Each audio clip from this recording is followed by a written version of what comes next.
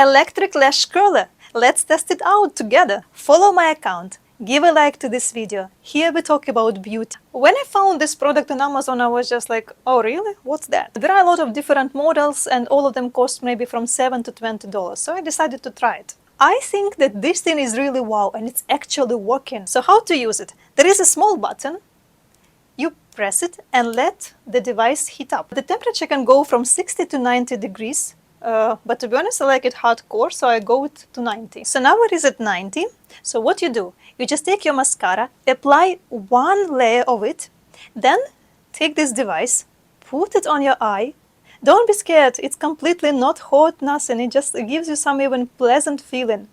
And you keep it here for some time.